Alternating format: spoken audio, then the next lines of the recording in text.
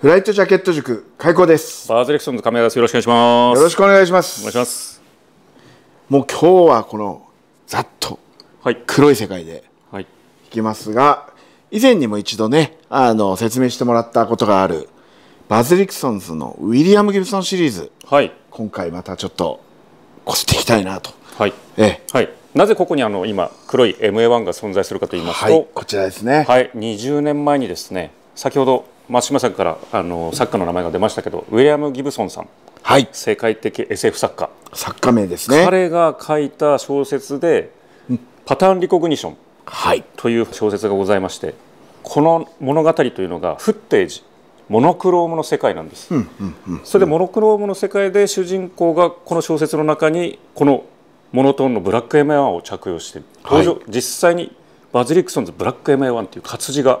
固有名詞で出てるわけですね。随所に出てます。そこから実際に作ったのがこの小説から誕生したブラック MA1 ということなんですね。こちらですね。でこれまでは、ちょっと見頃をタイトに絞ったスレンダーモデル、あとそれに対しての着丈のレギュラー着丈、ロング着丈、というものをちょっと展開してたんですけど、今回はもう原点に戻って、MA1 ファーストモデル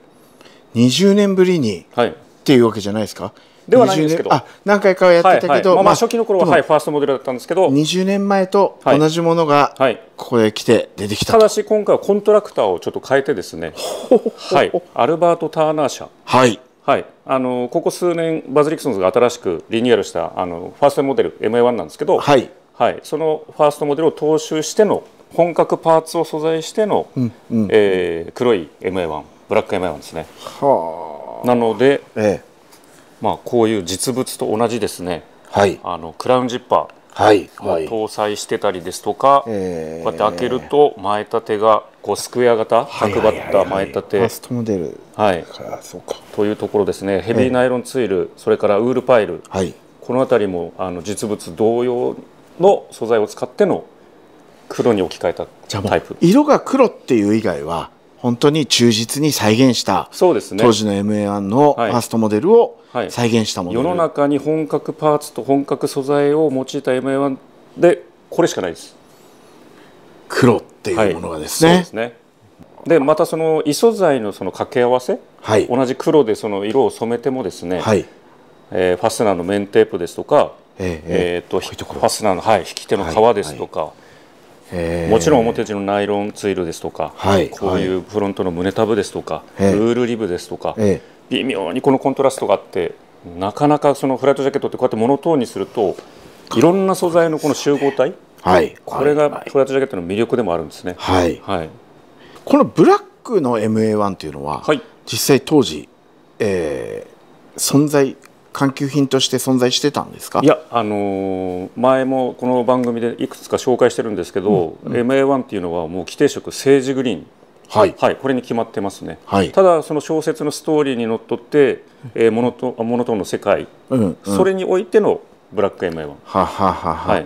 じゃあもうそういう意味では本当に色の部分でアレンジをバズ・リクソンズとして変えたけれどもっていうことに尽きるわけですね。いや、すごい本格的なブラック MA1、世界にこれだけっていう、これ MA1、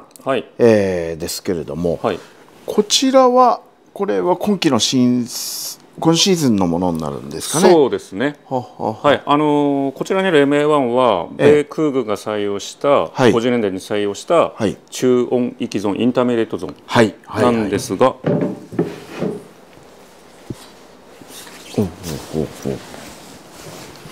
こちらですね、米空軍が同じ50年代に採用したライトゾーン、気温域が10度から30度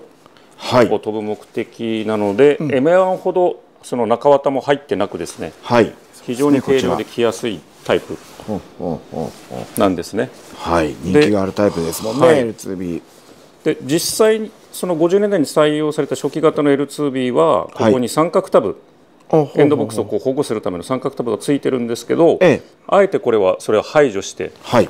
独自にアレンジしたものになります。であと裏地もですね、ちょっと遊び心というかコントラストをつけまして、バズリクソンズの、はい、ブルーを裏地に採用してます。これはナイロンウール、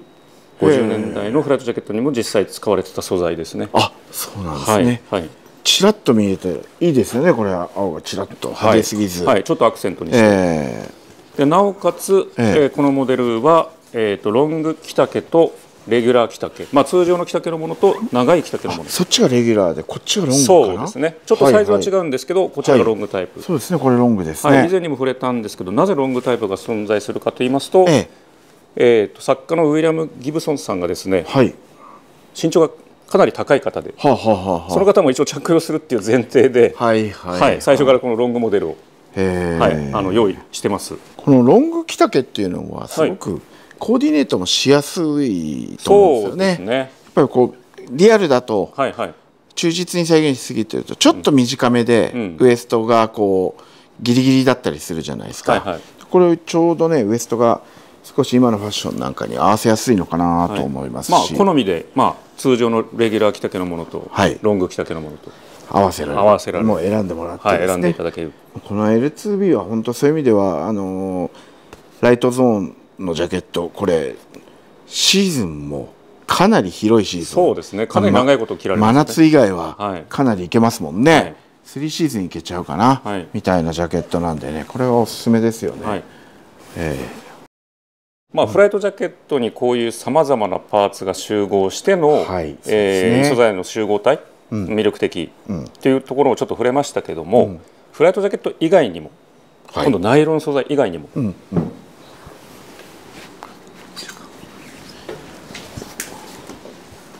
こういったフィールドコートジャケットですね。これは50年代初期に採用された M51 パーカー。M51 ですね。これも人気ですよね。同じ黒でもこうなんか素材が変わるだけで。そうですね。ナイロンは割とこう光沢のある素材ではあるんですけど、これが今度バ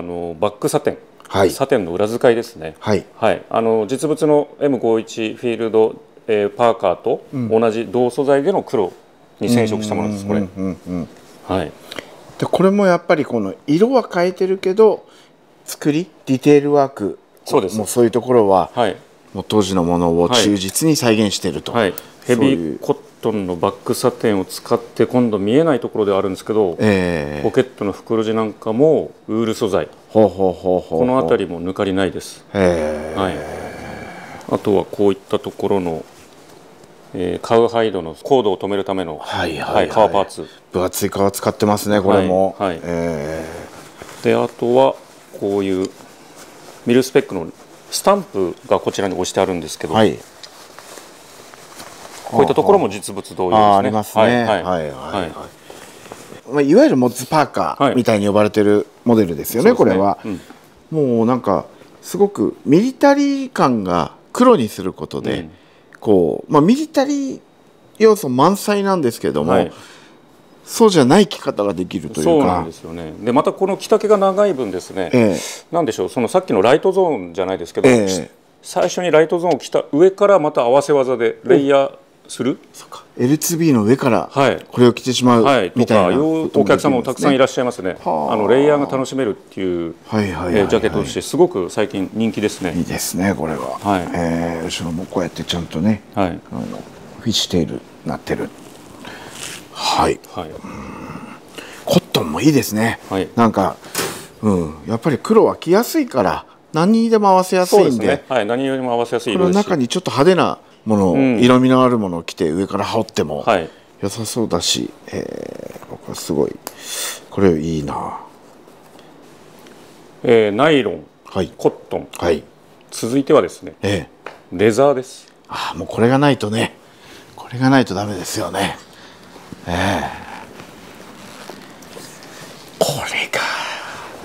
すごいんですよ。これが私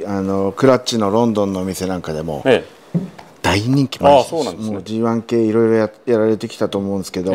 毎シーズン大人気なんですよね。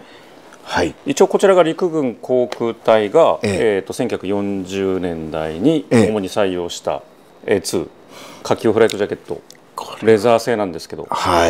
でこちらは海軍の、アビエータージャケット、代表する G1、50年代ですね。で使ってる、こちら素材、ホースハイド、でこちらはゴートスキンですね。G1 の方はこの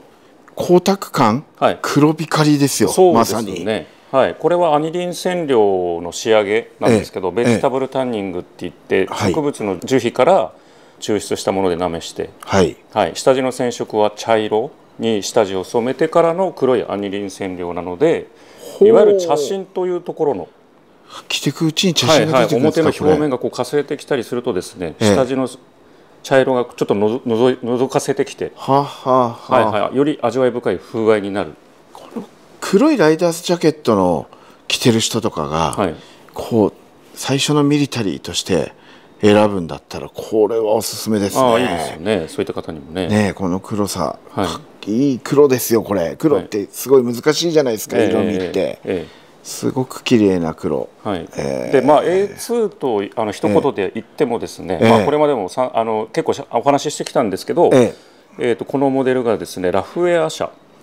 当時手掛けてたメーカーですね、コントラクターのツインラベルのモデルになってます。ツインラベルというでラフウェアに代表されるそのディテールなんですけど、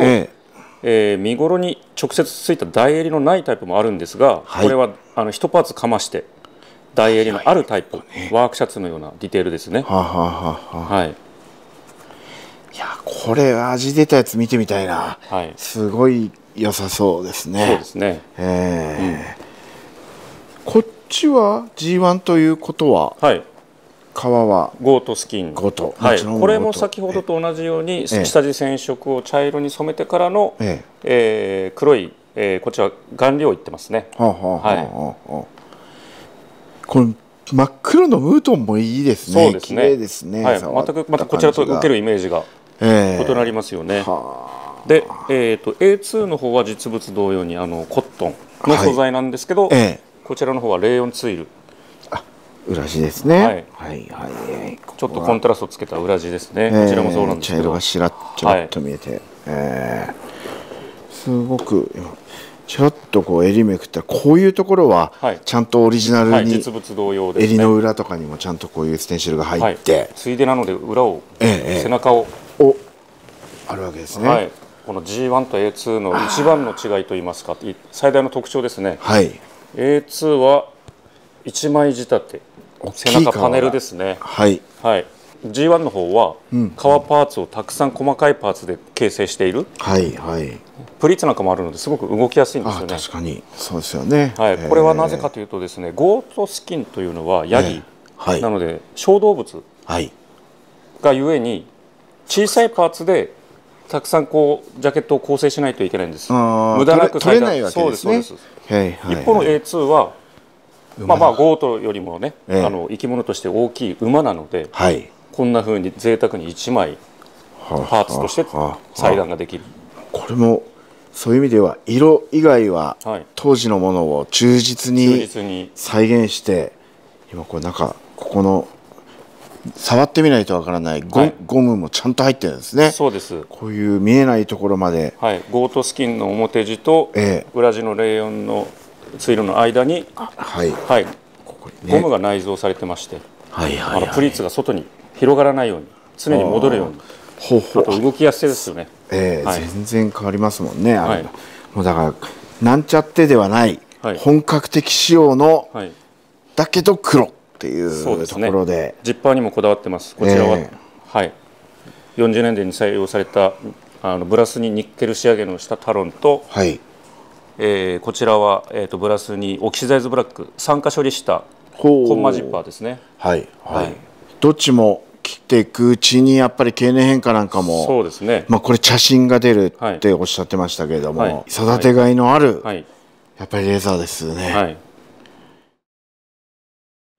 MA1 にしても、この A2 にしてもね、G1 にしても、ここまでこうディテールワークまでこだわって